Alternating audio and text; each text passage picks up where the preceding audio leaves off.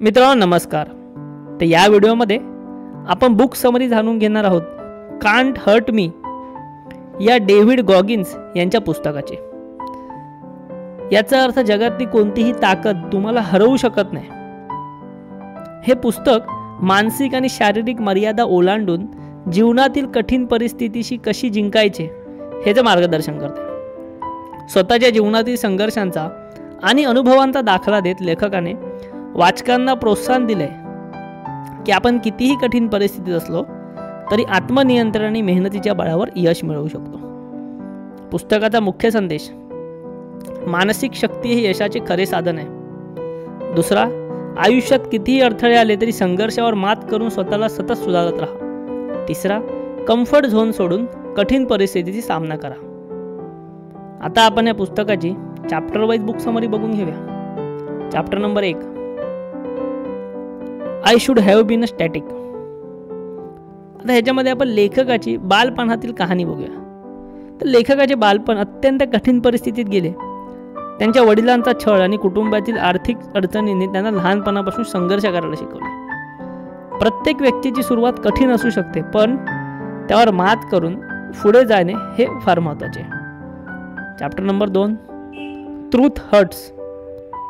तोंडावर सत्य स्वीकारा. लेखकाने आयुष्यातील कठोर सत्यांशी तोंड दिले. त्याचा कमी दर्जाच्या शारीरिक तंदुरुस्तीची, शैक्षणिक अडथळे आणि जातीवाद. महत्त्वाचा संदेश काय आहे की आयुष्यात सुधारणा करायची असेल तर आधी स्वतःच्या कमकुवत बाजू स्वीकारा आणि त्यावरती काम करा. Chapter number 3, the impossible task. लेखक यांनी वजन कमी करण्यासाठी आणि नेव्हीमध्ये पात्र होण्यासाठी कठोर परिश्रम केले. अशक्य वाटणाऱ्या गोष्टीसाठी प्रयत्न करण्याची नेहमी तुमची तयारी ठेवा. Chapter number 4, talking souls. लेखकाने लोकांच्या अपेक्षांपेक्षा अधिक काम करून त्यांना अवाक केले. विरोधकांना किंवा नकारात्मक विचारांना हरवण्यासाठी तुम्ही स्वतःच्या क्षमतेपेक्षा अधिक काम करा. Chapter number 5, armoured mind. लेखकाने यांना शारीरिक बळाच्या जोडीने मानसिक तयारीचे महत्त्व देखील कळलं. मानसिक ताकद विकसित करून अडचणींना सामोरे जा. Chapter number 6, it's not about the trophy. फक्त बक्षिसावरती लक्ष देऊ नका, प्रक्रियेवरती लक्ष केंद्रित करा. लेखकाने यशाला केवळ पुरस्कार किंवा पदकांशी जोडलं नाही. त्यांच्या मते प्रयत्न हा स्वतःसाठी असतो. तुमचे उद्दिष्ट हे फक्त बाह्य यश नाही, तर ती एक अंतर्गत सुधारणा असावी. Chapter number 7, the most powerful weapon, आत्मनियंत्रण. लेखकाने दाखवलं की शारीरिक तंदुरुस्तीच्या पलीकडे मानसिक शिस्त ही तुमची सर्वोत्तम शस्त्र आहे.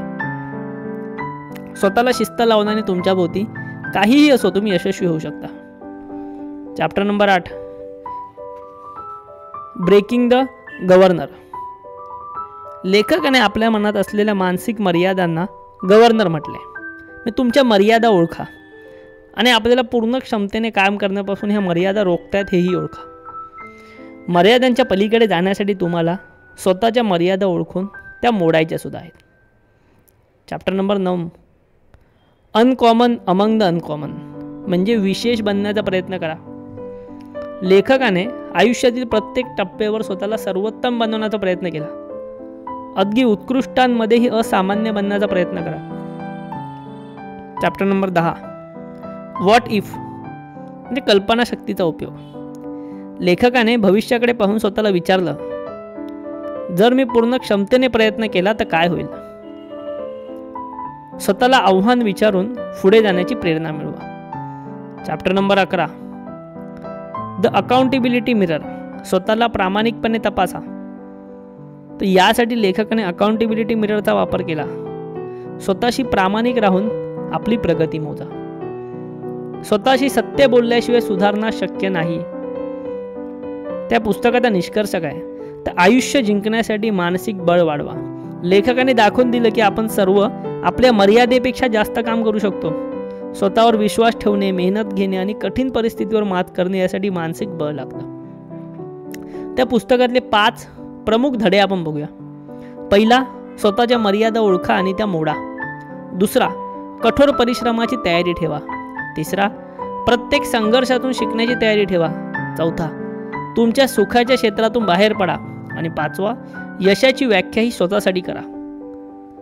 जर तुम्हाला हे पुस्तक मराठीमधनं वाचायचं असेल, त्या पुस्तक खरेदी करण्यासाठीची लिंक या व्हिडिओच्या डिस्क्रिप्शनमध्ये आपण दिलेली आहे. व्हिडिओ आवडला असेल नक्की लाईक करा आणि आपल्या चॅनलला सबस्क्राईब देखील नक्की करा. धन्यवाद.